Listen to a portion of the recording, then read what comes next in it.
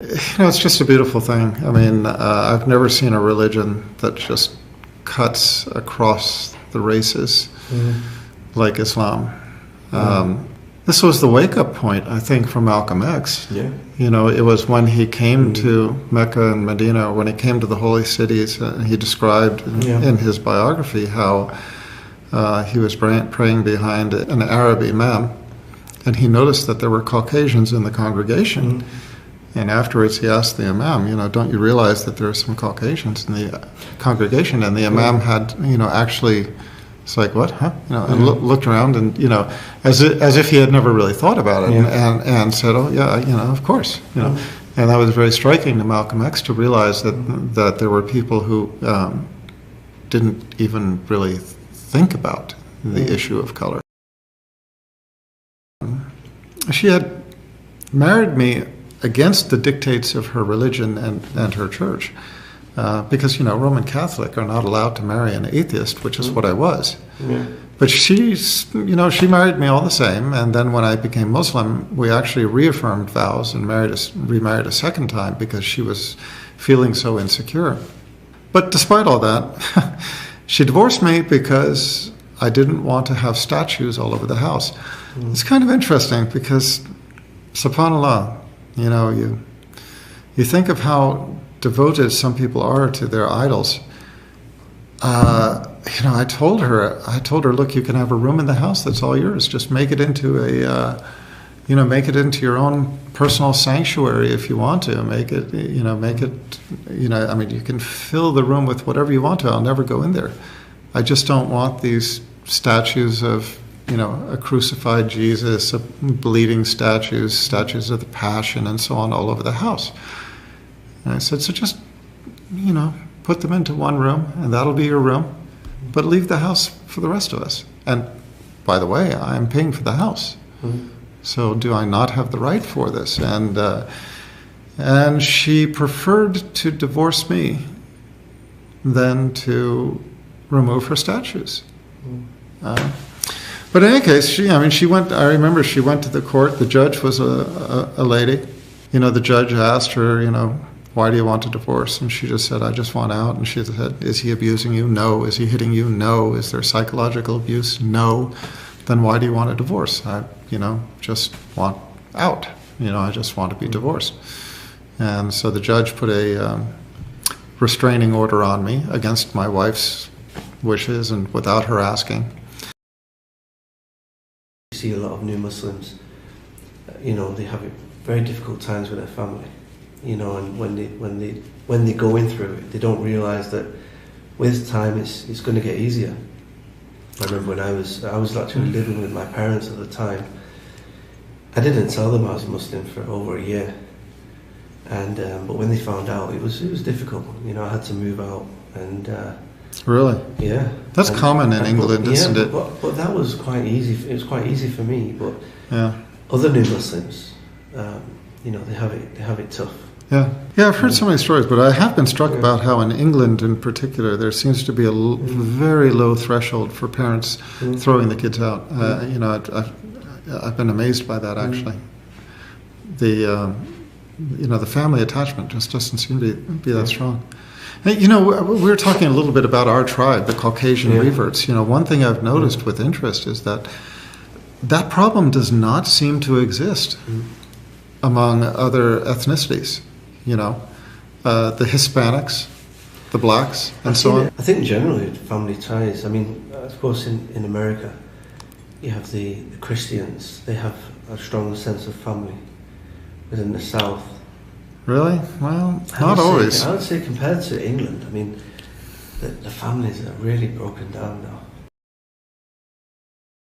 Yeah, my wife and I met in Amman, Jordan, and we had an arranged marriage, actually, which is a different story. A Westerner going through an arranged marriage is something truly frightening.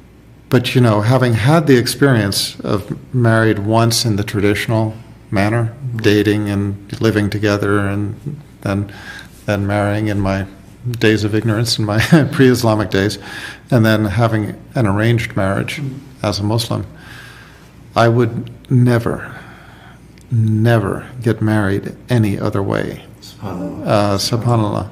You know, they have a saying in the Middle East, they have a saying that, you know, in the West, women marry for love. Or they, you know, they marry the man they love. And in the Middle East, women love the man they marry. SubhanAllah. And, you know, it's, you know, the dynamic is that love develops between the couple who marry with sincere intentions. But the interesting thing was that when we did get married, she came and joined me in England. So we lived in England for 2 years, and then in America for 1 year. And for the entire time, I just remember my wife saying over and over again, everything is upside down in the West. Everything is upside down. We were newlyweds at the time. We were taking a walk on the streets of Cambridge, and there are many restaurants there, and they all have these large plate glass windows that allow the people inside to see out, and of course, the people outside to see in. And so we passed restaurant after restaurant after restaurant, and my wife kept looking in a very curious way, looking at all of these people eating, you know, at the tables. And after 3 or 4 of these places, she asked, Abdullah, what are these people doing? I'm talking about 20-some years ago. So I guess she said, Abdullah, what are these people doing? And I said, well, they're having dinner. And with my first wife, we always ate fast food and ate out and so on. My first wife barely cooked. And so here I was remarried with a wife who, you know, was cooking and taking care of me and feeding me well and so on. And I really didn't want to go there to eat. And, you know, also to navigate halal, haram food and so on and so forth. I just didn't want to do it. But I saw my wife, you know, looking, and I didn't want to disappoint her. So I said, so would you like to go have dinner, you know, in one of these restaurants? And she said, no. And she looked at me and she said, Abdullah, don't these people have families? SubhanAllah. You know, because, I mean, it's just a beautiful thing. To her eating, you know, eating dinner, you know, it wasn't about the food. It was about the family. It was about the social experience. And, you know, we as Westerners are raised to believe that this is the high life. Yeah. You know, you want to live the high life. You want to go. Yeah, exactly. This is the, you know, this is the sign of success and so on. To her, this was like the sign of failure. These are destitute people who don't have, you know, you feel this, families to share the experience with. When you go to a Muslim country, you know, Morocco, Egypt, or wherever it may be, yeah, you really do feel this sense of family. You know, even as a tourist or a traveller, they invite you into their home. They'll give you the food. You know, they're very hospitable, and this is the culture of Islam. And they take pride in hosting people. And by the way, you know, cultures worldwide are becoming westernized. The time-honored value of Muslims, especially of the Arabs, you know, among the time-honored values are hospitality and honesty and generosity, you know, and among the Arabs in particular, people used to basically compete with one another on these things. The Arabs used to compete in these virtues, and in the West, these virtues are practically lost. I mean, one of the things that is really striking to me is just the level of moral decay in the West. Did I ever tell you why I came to Saudi Arabia? No. I'm an ophthalmologist. You know, financially, the opportunities in America were much better than the opportunities overseas. I just came upon an advertisement looking for an ophthalmologist here in the Middle East by the group that I did join, which is called Maghribi. And I had interviewed for the position, and I was considering that compared with the other opportunities I had in the States, which were much more lucrative. And it was not an easy decision at the time.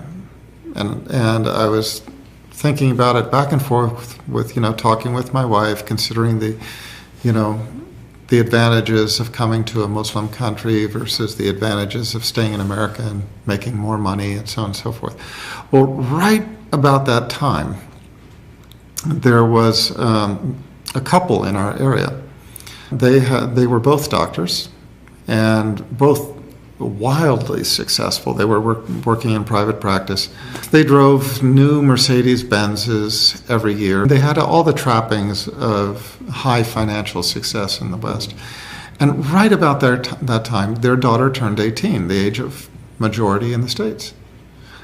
And the moment she turned 18, she went to her parents. She took off her hijab. She said, I want a boyfriend, I want an apartment, I want to live as I want to live. I'm out of here.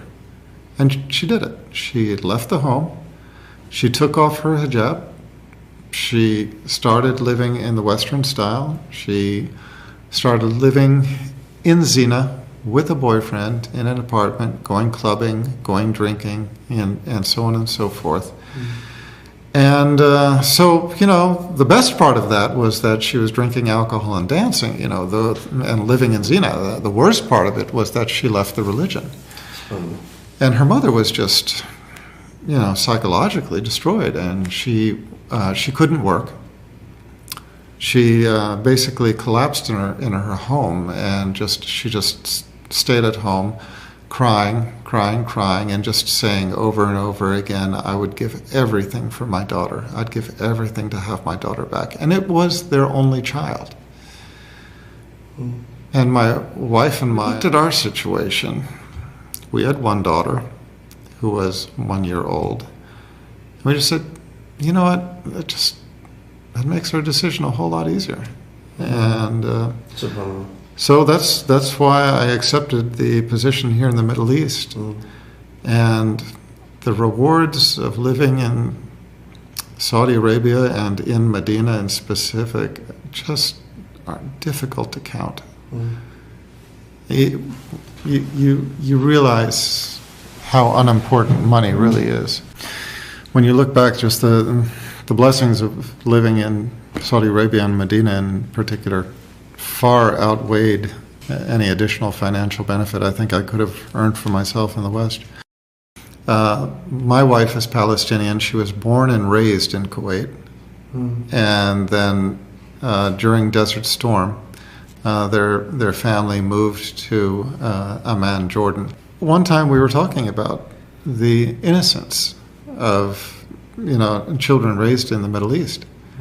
And because she was the oldest in the family, she had raised a lot of her brothers and sisters, or helped with their raising.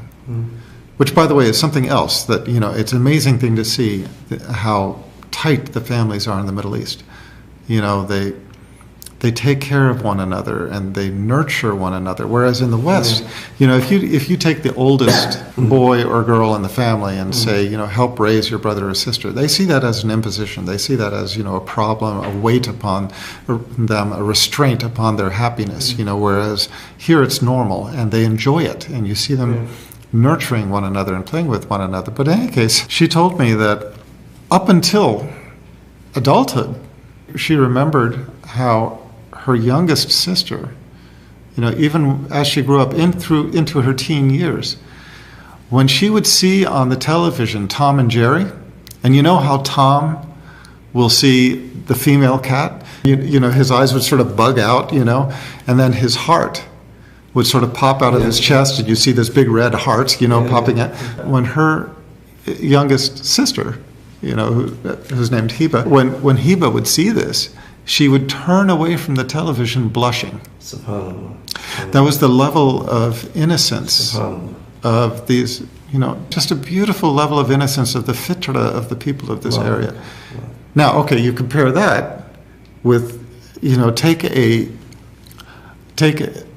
even a 9 or a 10-year-old in America, and the studies show that the average child in America, by the time they're 9 or 10, have been exposed through the internet to hardcore pornography. Not just nudity, but hardcore pornography. Where is the innocence anymore? And if you're losing your innocence, if you're losing your visual and your mental and your spiritual innocence at that age, what's the chance for you as you grow up? It's terrible. It's frightening. Yeah, it is frightening.